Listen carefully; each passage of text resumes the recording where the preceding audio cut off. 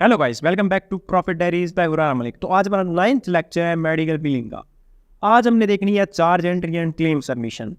Basically charge entry के जितने भी स्टेप्स हैं वो हमें लेके जाते हैं क्लेम सबमिशन की तरफ। तो हम सबसे पहले अब देखते हैं कि बेसिकली चार्ज एंट्री क्या चीज़ है। Charge entry combination of all steps है जिसमें हम क्या करते हैं, कलेक्शन करते हैं पेशेंट इन्फो और फिर उनकी कोडिंग करती है। इसको आसान अल्फाज में ये कह सकते हैं कि coding of all procedure is called charge entry. Charge entry में डिफरेंट स्टेप्स है, उन सारे स्टेप्स को हम बारी बारी देखते हैं। एंड पे हम बात करेंगे claim generation and claim submission की। तो सबसे पहले हम बात करते हैं कि चार्ज एंट्री में स्टेप्स कौन कौन से हैं। तो सबसे पहले हमारे पास जो स्टेप आता है चार्ज एंट्री का वो आता है गैदरिंग इन्फो। अब प्रोवाइडर हमें क्या करता है, प्रोवाइडर हमें पेशेंट की सारी इंफॉर्मेशन प्रोवाइड करता है।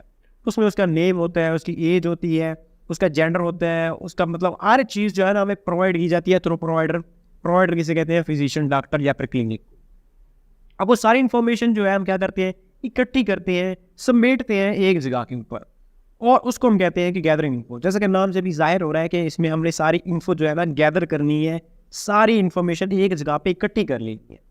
अब पेशेंट की जब सारी इन्फॉर्मेशन हमारे पास आ जाती है, हम उसको एक जगह पे इकट्ठा कर लेते हैं। उसके बाद हम चलते हैं अपने दूसरे स्टेप की तरफ। हमारा जो सेकंड स्टेप है वो है असाइनमेंट ऑफ कोड्स। अब हमने क्या करना है कि वो सारे प्रोसीजर, वो सारे ट्रीटमेंट, वो सारी चीज़ें जो एक पेशेंट के साथ एक क्लिनिक के अंदर हुई है उन सबको हम कोड्स के अंदर लिखेंगे, उन सब की हम कोडिंग करेंगे। अब ये कोडिंग का जो काम है बेसिकली क्या होता है, मेडिकल कोडर का होता है, मेडिकल बिल्डर का नहीं होता। लेकिन यहाँ पे बेसिक कोडिंग यूज होती है। हर प्रोसीजर के लिए कोड होता है जो कि यूज होता है। अब वो कोड अगर एक मेडिकल कोडर प्रोफेशनल नहीं बैठा तो वो क्या कर सकता है, ऑटोमेशन का यूज़ कर सकता है, या फिर आजकल एआई भी इन हो चुका है। एआई को यूज़ करके हम क्या कर सकते हैं, कोडिंग कर सकते हैं सारे प्रोसीजर की। अब अगर आप जॉब कर रहे हो कहीं पे तो आपका जो बॉस है वो सर के ऊपर चढ़ के नहीं बैठा होता कि भैया आपने कहीं से हेल्प नहीं लेनी। आप गूगल भी कर सकते हो, आप एआई भी यूज़ कर सकते हो, कुछ भी करके आप उस प्रोसीजर का कोड निकालोगे और फिर उसको वहाँ पे असाइन करोगे कि जो भी प्रोसीजर हुआ उसके लिए कौन सा कोड यूज़ हो रहा है। अब होता क्या है कि दो तरह के कोड यूज होते हैं। एक होता है सीपीटी कोड और दूसरा होता है एचसीपीसीएस कोड। सीपीटी कोड हम कहते हैं सेंट्रल प्रोसीजर टर्मिनोलॉजीज। जितने भी प्रोसीजर हुए, जितने भी ट्रीटमेंट हुए एक क्लिनिक के अंदर आपके पेशेंट के, उन सबको हम सीपीटी के अंदर कवर करती हैं। ये बहुत ज़्यादा कोड्स होते हैं, बहुत ज़्यादा टर्म्स होती हैं जिनको हम कोडिंग के अंदर कवर करते हैं। तो सारे किसके अंदर आते हैं, सीपीटी के अंदर आते हैं। अब वो सारे कोड हम यहाँ पे अप्लाई करती हैं। उसके बाद हम बात करते हैं एचसीपीसीएस कोड की। एचसीपीसीएस बेसिकली क्या होता है कि वो सारे कोड्स, वो सारी टर्मिनोलॉजीज जो आपकी सीपीटी के अंदर कवर नहीं हुई वो एचसीपीसीएस के अंदर आती हैं। फॉर एग्जांपल, अगर आपके पेशेंट के अंदर कोई डिवाइस लगी है, ठीक है, कोई ऐसा इक्विपमेंट यूज हुआ है, तो उसको हम क्या करेंगे, एचसीपीसीएस के थ्रू कोडिंग करेंगे। अब सीपीटी के अंदर क्या होता है, सब प्रोसीजर आते हैं, उसमें आपके जो इक्विपमेंट हो गए, जो डिवाइसेस होगी वो नहीं आती। तो मैं आपको एग्जांपल दे रहा था कि फॉर एग्जांपल आपके पेशेंट को कोई डिवाइस लगी है बॉडी के अंदर, फॉर एग्जांपल उसे कोई पेस मेकर लगा है हार्ट के अंदर, तो उसको हम क्या करेंगे, सीपीटी के थ्रू कोडिंग नहीं करेंगे क्योंकि उसमें उसका कोड प्रोवाइडेड नहीं है। तो हम उसकी कोडिंग करेंगे एचसीपीसीएस के थ्रू। तो इन दोनों को मिला के हम पेशेंट की क्या करते हैं, कोडिंग करते हैं, उसकी असाइनमेंट करते हैं। तो हमारे पास जो थर्ड स्टेप है वो है डाटा एंट्री। हमारे पास जो इन्फॉर्मेशन थी वो सारी आ चुकी, हमने कोड्स भी असाइन कर दिए। अब हमारे पास आती है डाटा एंट्री। डाटा एंट्री में वो सारी इन्फॉर्मेशन जो हमने फर्स्ट स्टेप के अंदर स्किप कर दी थी, उसके अंदर कोई कमेंट्स भी आ सकते हैं, कोई ऐसी स्पेशल इन्फो भी आ सकती है जो वहाँ पे आपको बॉक्स शो नहीं हुआ। बेसिकली क्या होता है, अगर आप एक सॉफ्टवेयर यूज़ कर रहे हो, मोस्टली हम जो सॉफ्टवेयर यूज़ करते हैं वो कैरियर यूज़ करती है। इसके अंदर आपको और भी अवेलिटी सॉफ्टवेयर हो गया, मेडिकेयर हो गया, वो भी आते हैं। लेकिन मोस्टली जो सॉफ्टवेयर यूज़ किया जाता है पाकिस्तान, इंडिया या मैं अगर एशिया की बात करूँ तो वहाँ पे कैरियर यूज़ किया जाता है। अब कैरियर के अंदर ना बॉक्स बने होते हैं, उसमें आप नेम लिखते हैं, एज लिखते हैं। हर एक बॉक्स के लिए ना एक असाइन की गई होती है जगह जिसके अंदर आपने वो इन्फो लिखनी होती है। तो नीचे आपको एक कमेंट का बॉक्स भी छोड़ा गया होता है जिसके अंदर आप क्या करते हैं, डाटा एंट्री करते हैं। मतलब ऐसी चीज़ जो वहाँ पे बॉक्स के अंदर नहीं थी और स्किप हो गई थी, तो आप उसको डाटा एंट्री के अंदर पुट करोगे अपने सॉफ्टवेयर पे। तो नेक्स्ट हमारे पास जो स्टेप आएगा वो आएगा चार्ज वैलिडेशन का। आपने जो भी चार्ज एंट्री की है आप उसको वैलिडेट करोगे, आप खुद को कंफर्मेशन करोगे, अश्योरेंस करोगे कि आपने जो भी एंट्री की है, जो भी आपने डाटा डाला है या जो भी आपने कोड्स प्रोवाइड किए हैं, कोड्स असाइन किए हैं, क्या वो 100% करेक्ट है। क्योंकि देखो भाई, इसमें एरर का चांस है ही नहीं। आप ये ना सोचो कि आप अगर 1% एरर कर दोगे फिर आपका क्लेम एक्सेप्ट हो जाएगा, आपका क्लेम डिनाई हो जाएगा, रिजेक्ट हो जाएगा, आपका क्लेम एक्सेप्ट नहीं होगा। तो आपने एरर का चांस नहीं छोड़ना, 1% भी नहीं छोड़ना, इवन 0.001% भी नहीं छोड़ना, आपने अपनी तरफ से 100% देना है। तो इसके लिए हम एक सेपरेट स्टेप रखते हैं जिसे कहते हैं चार्ज वैलिडेशन।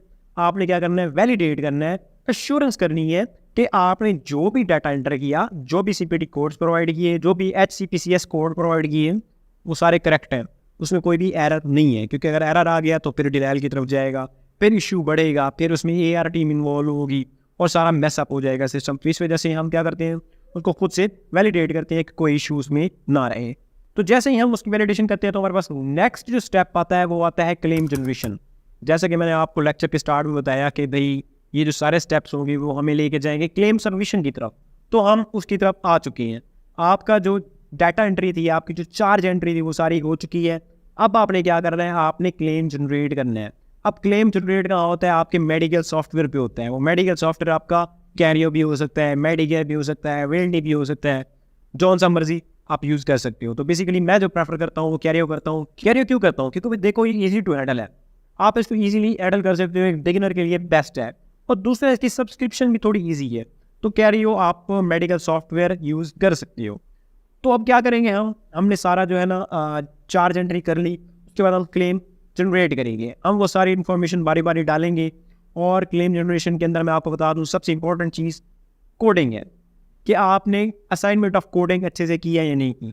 आपके जो प्रोसीजर थे, जो भी इक्विपमेंट यूज़ हुए, जो भी ट्रीटमेंट हुई, उसका आपने प्रॉपर कोड यूज़ करना है।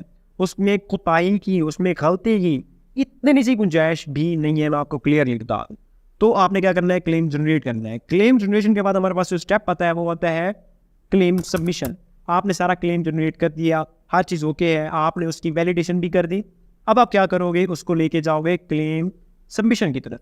आप क्या करोगे, आपने जो भी मेडिकल का सॉफ्टवेयर यूज़ किया है, फॉर एग्जाम्पल हम बार बार बात कर रहे हैं कैरियो की, तो फॉर एग्जाम्पल अगर आपने कैरियो यूज़ किया है तो आप उसको एक बार फिर से चेक करोगे, एक बार फिर उसको वैलिडेट करोगे कि सारी इन्फॉर्मेशन करेक्ट है। उसके बाद आप सबमिट की बटन पे क्लिक कर दो, आपका जो क्लेम है वो सबमिशन की तरफ जाएगा। तो बेसिकली ये सबमिशन कहाँ पे होती है, ये सबमिशन आपकी होती है इंश्योरेंस कंपनी के पास। आप इंश्योरेंस कंपनी को वो क्लेम सबमिट कर देते हो। आप इंश्योरेंस कंपनी का काम है वो उसको किस तरह एक्सेप्ट करती है, किस तरह डिनाई करती है, ये सारा उसके ऊपर है। लेकिन यहाँ पे एक और चीज़ भी आती है, आपके पास दो चीज़ें आती हैं, या तो वो इंश्योरेंस कंपनी के पास जाता है क्लेम, या फिर क्लियरिंग हाउस के पास जाता है। अब क्लियरिंग हाउस क्या है, clearing house basically insurance company से पहले एक स्टेप आता है जो क्या करता है, क्लेम को चेक करता है कि वो क्लेम वैलिड है कि नहीं। अगर तो वैलिड हुआ तो वो इंश्योरेंस कंपनी को ट्रांसफ़र किया जाएगा, इंश्योरेंस कंपनी को फॉरवर्ड किया जाएगा। अदरवाइज वहीं से वो रिजेक्ट होकर आपके पास वापस आ जाएगा। ठीक है, वो बताएगा कि आपका क्लेम रिजेक्ट हो चुका है।